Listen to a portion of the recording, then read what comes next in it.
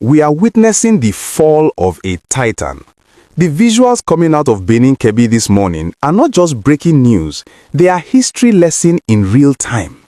If you ever doubted that power is transient or that the hunter can become the hunted, what is happening right now at the Sani Abacha bypass in Kebbi State will clear your doubts.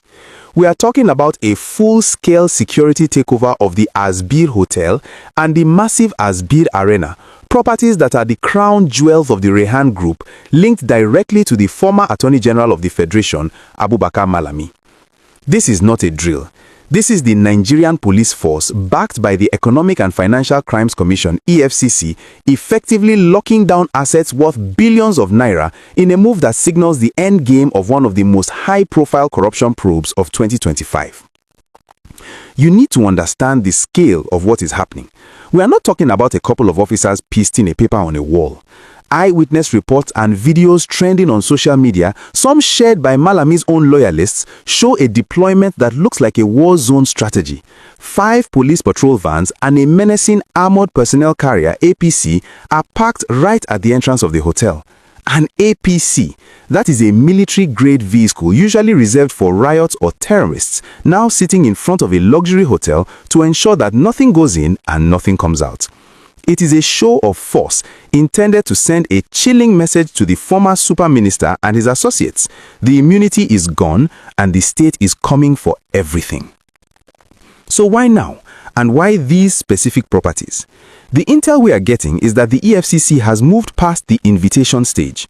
Remember back in November when they invited him? Then came the raids on his Abuja home. Now they are hitting where it hurts the most, the wallet. The Commission has filed serious applications before the FCT High Court alleging a prima facie case of criminal conspiracy and money laundering. They are zeroing in on that controversial $16.9 million paid to new lawyers for the recovery of the Abacha loot, a job that was reportedly already done. But it's not just about the legal fees. The petitions flying from groups like HIDA and the Carlos Community Development Initiative are screaming unexplained wealth. They are asking a simple question. How does a public servant, even a high-ranking one, amass enough cash to build a 52-room luxury hotel, a massive arena, a rice mill, and a private university in such a short time?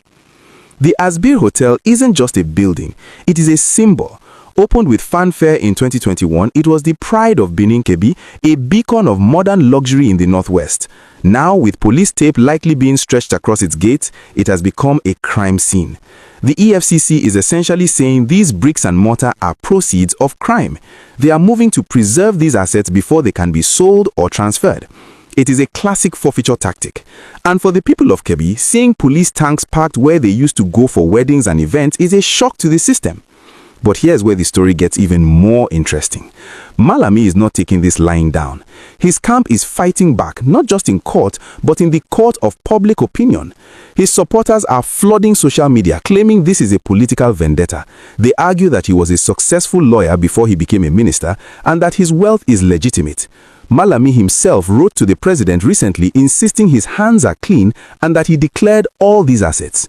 But the EFCC is unimpressed. They are digging into the Rehan Group's entire portfolio. The Rehan Rice Mill, the Rehan Private Academy, the Rehan University. If the Asbir Hotel has fallen today, are the university and the rice mill next? Are we looking at a systematic dismantling of an entire business empire? This situation also exposes the brutal reality of Nigerian politics. For 8 years, Abubakar Malami was the man who signed the warrants. He was the one who decided who got prosecuted. Today, he is the one filing motions to stop his own remand. The EFCC is reportedly seeking a 14-day remand order to keep him in custody while they finish this investigation. Imagine that, the former chief law officer of the Federation potentially sitting in a cell for 2 weeks. It is a humiliation that few could have predicted just 2 years ago. You have to wonder what is going through the minds of other former officials right now. If Malami, with all his connections and influence, can have his living room locked down by the police, who is safe? This operation in Kebbi is a signal fire. It tells every politician who served in the last administration that the files are open and the current administration is not playing by the old rules of protect your own. The drama is far from over. As the police hold the line at the Asbir Arena, the real battle shifts to the courtroom in Abuja. Will the judge grant the remand order? Will Malami successfully prove that his hotel was built with hard-earned money? Or will we see these properties permanently forfeited to the federal government, turned from private luxury to public property? The next few days are critical. We are watching the FCT High Court like a hawk, and we are monitoring the streets of Benin Kebbi for any reaction from his supporters. Before I sign off, I need to know your take on this. Is this a genuine fight against corruption, or do you smell politics in the air? And do you think the government should take over the rice mill and university too, or is that going too far? Drop your comments below. Let's get a real conversation started. I read everything you guys write. And please, if you want to stay ahead of the news and get these deep dives before anyone else, you know what to do. Smash that like button to help the algorithm find us. And if you haven't already, click subscribe and turn on the notification bell. We are tracking this story hour by hour. And trust me, you don't want to miss the update when the court finally rules on that remand order. This is the new Nigeria, where the big men cry and the law, hopefully, takes its course. Stay tuned.